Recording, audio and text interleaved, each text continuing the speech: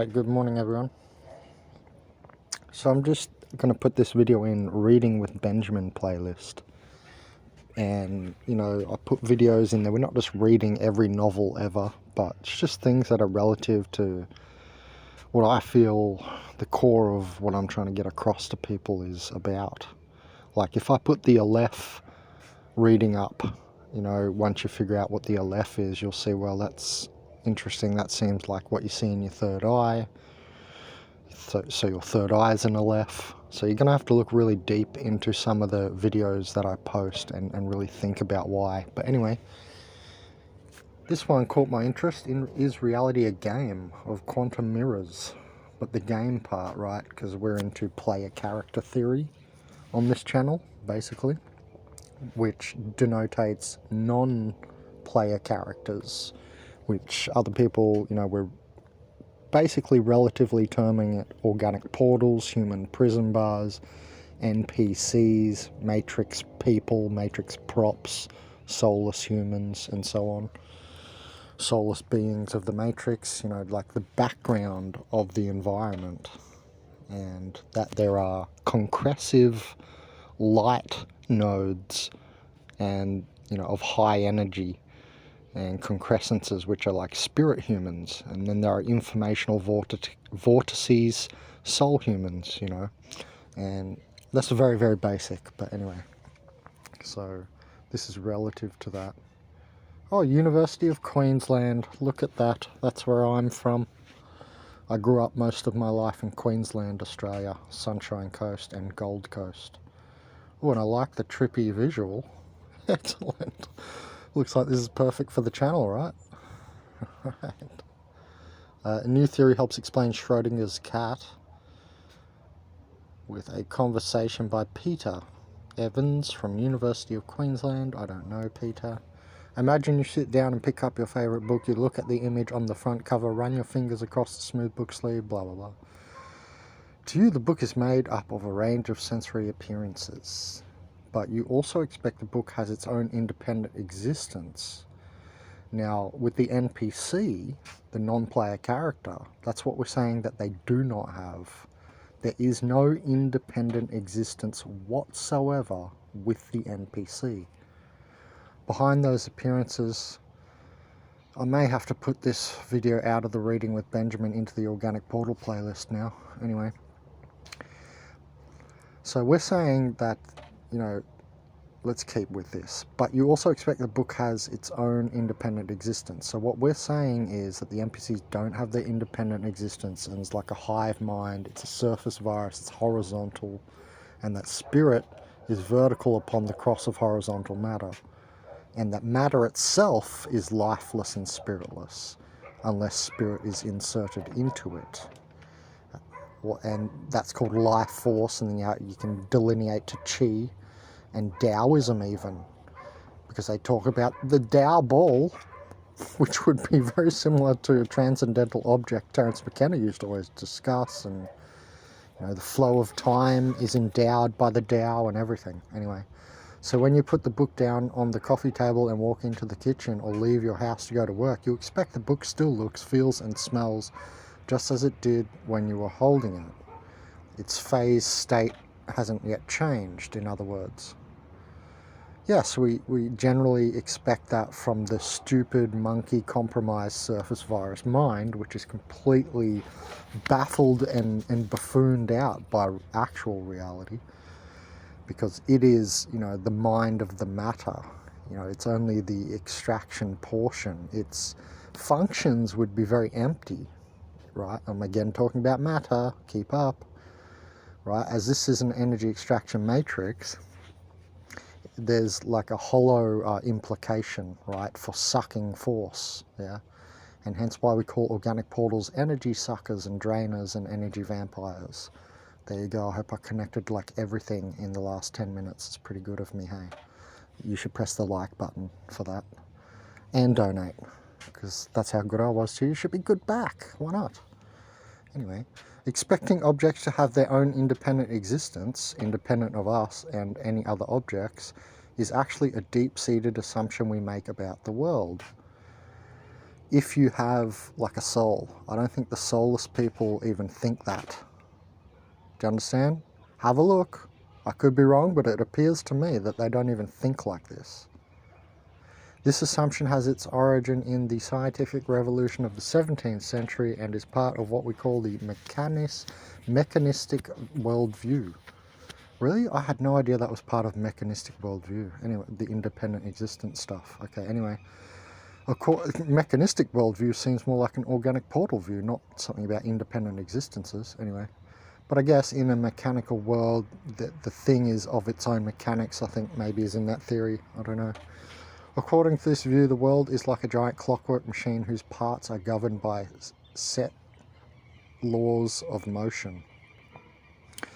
Now that's what the organic portals are like, do you see? Let's read that again.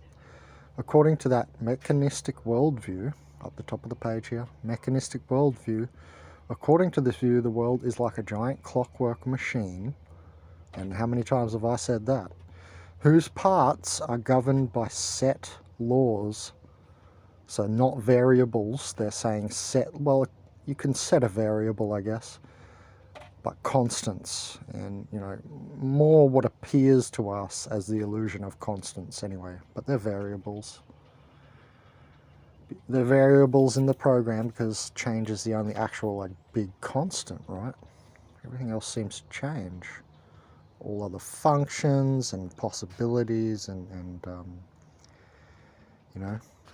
mechanistic systems. Anyway, the organic portals are set. It's like they're set in stone, right? They're set in matter. Matter is like set in stone. That's what they're like. They're like much more, they're much less free moving with their mind, because there is no mind the way that we have one, the higher light of higher dimensional assets. They don't have that. That higher light's not in there. So they're like dense and like bricks, props, like tree stumps. You kick your toe on the tree stump. Anyway, kick your toe on the organic portal. This view of the world is responsible for much of our scientific advancement, etc. Quantum theory now instead argues we should adopt a relational worldview. Here we go with the quantum not surety, unsurety. During the scientific revolution, Newton said some shit. Newton claimed space and time acted like a container. That's what we're saying. And that we're adding to that the container sucks and draws in energy from other and higher realms. That's what we're saying about this matrix. Not just Newton and his container theory. We're saying, yeah, that's obvious. Matter is a container. But where's it getting its energy from and its spirit? And so these organic portals, they act like funnels and spirits, sucking machines. That is, if we could remove the contents of the universe, all the planets, stars and galaxies, we would be left with an empty space and time.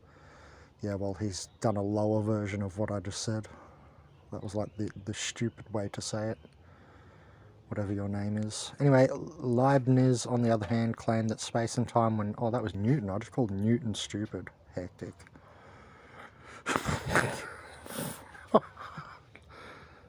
Consciousazine.net. Benjamin Kallenberg.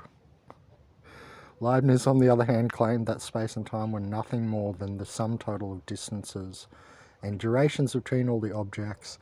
This is the relational view of space. And obviously we're getting into Einstein's relativity. That's there in the background if we're using the word relation. Right, relative. They don't even mention him, assholes.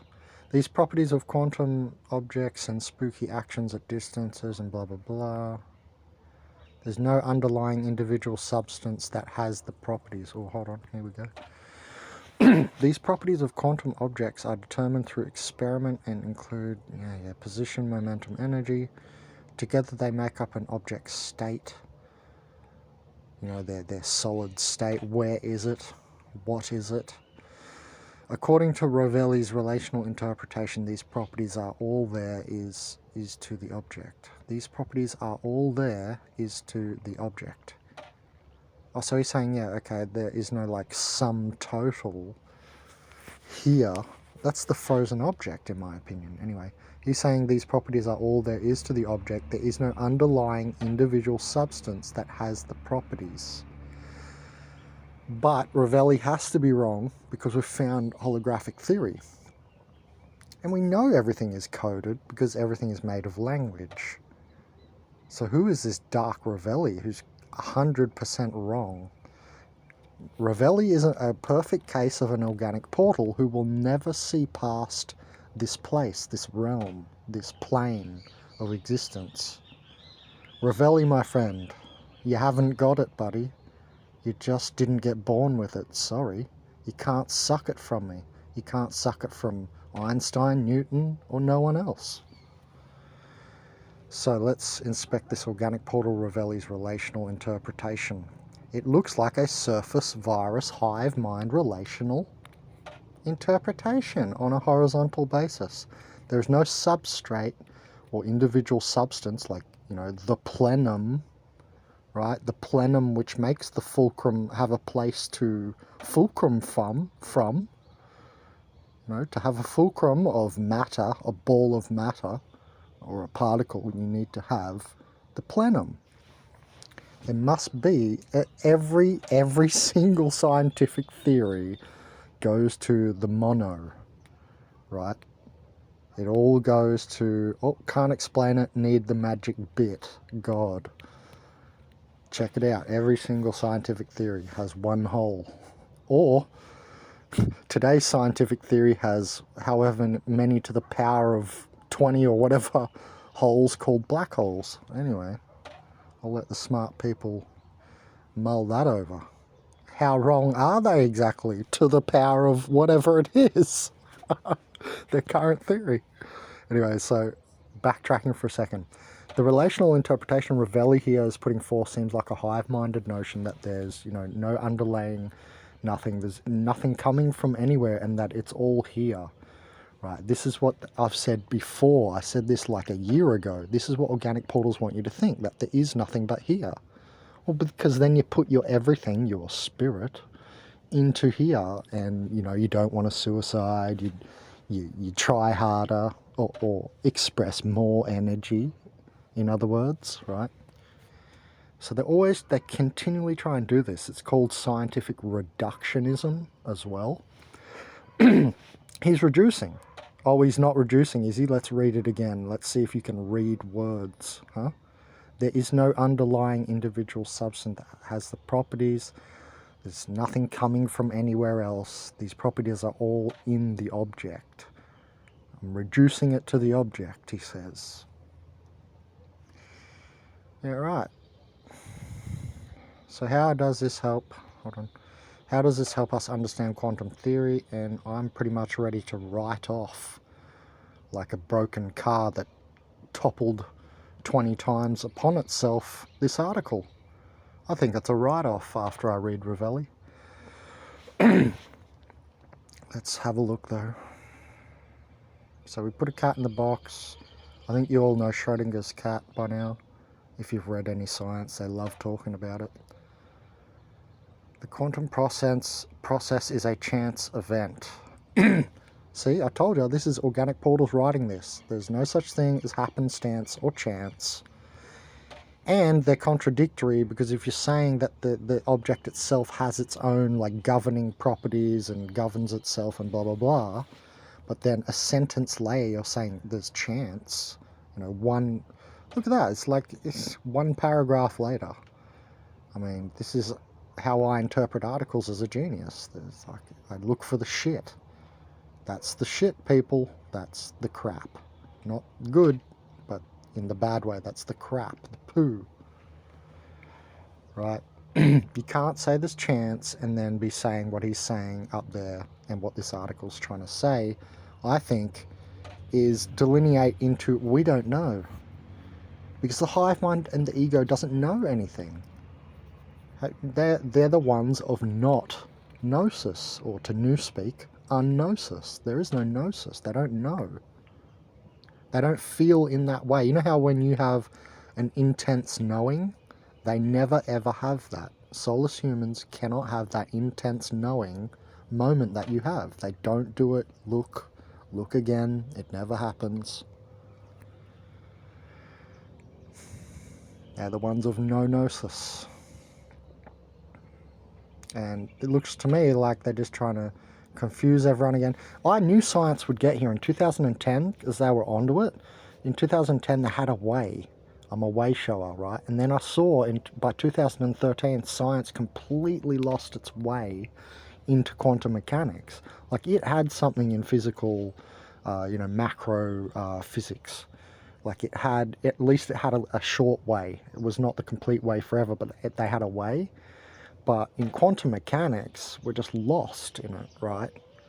So these people, I'm not saying like I am necessarily or you are, but a lot of these organic portal scientists will never, ever, ever under any circumstance figure this out, and they'll always just lead it to a meaningless conundrum. And Riser 5 said that in his video in 2009. Something like that. I think 74 Layers of Light and Love video. Riser 5, Gold Ring Game of Enlightenment and Abundance. That one that I always talk about, Richard Wigley, his name's Riser 5 in the Gold Ring of Game of Enlightenment Abundance. He was saying that was the culmination of one of his videos. He was saying something about like how science today... God, it was a good video. I wish I could put that in now because your mind would be blown at the perfection of the language that he used. Now, I can't remember the sentences, but it was something like, science basically leading into meaningless conundrums.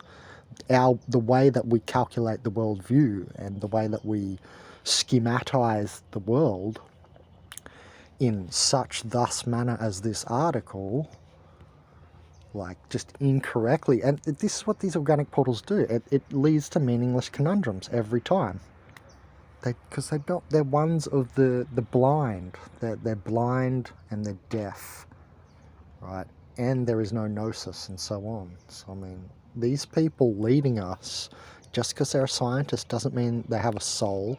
And a soul human has gnosis that they can see at least, right? They have some guidance as to direction. There is a way within them. A soulless human does not have a way within them. In the relational interpretation, there is no global God's eye view of reality. Oh God, I might have to do a video too. I'm getting annoyed. Okay, neither dead nor alive, and at the same time, be definitely dead or alive itself. One fact of the matter is real for us, and the one fact of the matter is real for the cat. Not if it was an NPC. Just to correct that sentence ultimately. Reread it. See my genius. One fact of the matter is real for us, like the cat is there or not, and one fact of the matter is real for the cat. Right, if it's dead or alive. But if it's an NPC, no. Spirit does not die and live in this way that they're talking about. They're talking about a body, which is the NPC level. Or the matter level here in matter. Matter is not spirit. And the spiritual realms, or those high light visions, they're not this matter. See what I'm saying? So that it would in fact be a different case for a spirited cat and a non-spirited cat, but to these people here, this is all they can ever see. It's literally the, Dr. Quantum out of What the Bleep Do We Know, where he flies, the cartoon character Dr. Quantum, where he flies in to Flatland and he pokes... When you poke your finger on Flatland, it just appears to be a circle that turns up next to the little circle in Flatland, and it gets scared, right? It's like, what's that? And it's Dr. Quantum's finger from a higher dimension. But he doesn't see the whole finger, he just sees the cross-section or the cut that's flat of the finger, so it's like a circle in his world. So this is the type of way we have to think about this. They're only seeing the body here, and they can never know. But if there is a God's eye view, that's not it, right? So these are godless, soulless scientists. This is a perfect example of, you know, the original article, we've all read it, from Veil of Reality by Gunther Bernhard on organic portals. We've all read that one from 2013. This is the original thing he was trying to say, that organic portals, these soulless humans, they make perfect scientists because you don't need a soul. It's information aggregation to make you look like you're intelligent, to make you seem like you have your own mind, like you're an own independent entity. But it's just a massive amount of information aggregation, which clearly they don't know what to do with. Ravelli puts it, we are nothing but images of images. Reality, including ourselves, is nothing but a thin and fragile veil beyond which there is nothing. You see, that's all good. You see this? Look at this. I told you. Oh, man, I'm onto it. I could tell this guy was a soulless scientist. Look.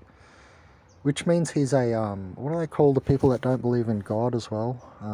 Doesn't mean you're soulless if you're one of them, but it's like a phase you'll go through. Agnostic, is it?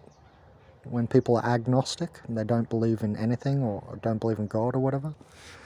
I'm not saying like, oh, look at me, I'm religious, I believe in a God, but there's clearly like, you know, like governing forces here. Anyway, we can talk about that. That's beyond the scope of even this, in my opinion. To talk about like a God or anything is even beyond the scope of this article, and the word metaphysical almost. Anyway, this is all right. Obviously, we're, you know, the image, the moving image of eternity, like Plato said. But then they always do this. They break it down into, and look how bad this feels for you to read. Beyond which there is nothing. You're like, oh, that's a fucking letdown. Did that create soul or did it not in that moment? I'm going to leave you with that. Did it create you spirit or not? How do you feel now after reading the end of his comment?